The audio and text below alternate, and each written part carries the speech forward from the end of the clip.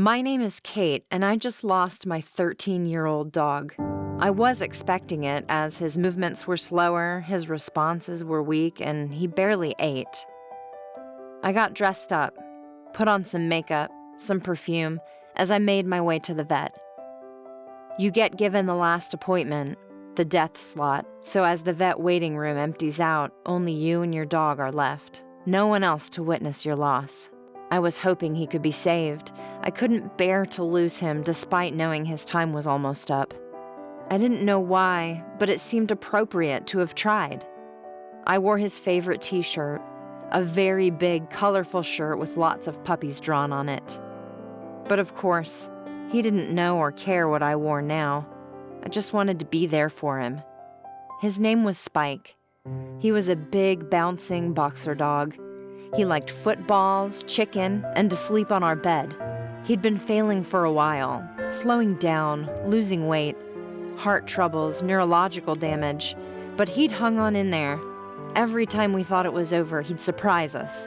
Another new drug, another new day. He'd rallied so often we joked that in the past year, he'd had more renaissances than a French king. He was stubborn. I knew he didn't want to die. He didn't want to leave us. The latest sudden downturn made us realize he wasn't infallible. Maybe he wouldn't always be around. Maybe it wasn't fair letting him keep hanging on. And so, yes, I booked the appointment because if you love your dog, that's what you do, right? But as we clipped on his lead for the last time, he seemed happy for another excursion, stronger, interested and excited. Trusting. He enjoyed the walk, the sun on his face, took a roll in the grass. As we strolled, I held on to him as he was carried away by the butterflies rallying around him. I paused as I went down on my knees, a tear coming to my eye. I love you so much. That's enough, my mom said as she reached out to hug me. We returned to the vet, and with Spike in my hands, I gave him one last kiss as I handed him over. The vet smiled. I don't know why, but his smile felt reassuring. It's much better now while he was still happy, still enjoying the sun. Or do you want the bitter, bitter end? A snapped leg, a cardiac event, a collapse in his own mess? He asked. Of course not, I said. And so, it was today. My mom held him in a bear hug while I looked into his eyes and thanked him, told him how proud I was of him, that I loved him. I love you, Spike.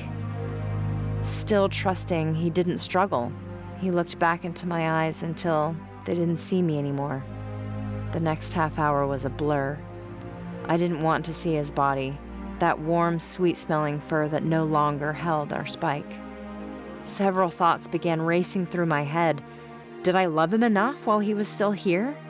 He looked after us, but did I look after him? And who's going to take care of us all now? I was broken. My husband was inconsolable after the loss of his best friend. Our 9-year-old child, whose first word approximated Spike, and who has never lived a day without him, seemed to shrug off the news to reach for the iPad to look at some possible new puppies. I've just found that same child crying strongly in his bedroom. The bedroom Spike used to check on his nightly rounds. But not anymore. My dog died today. But it wasn't just my dog that died today.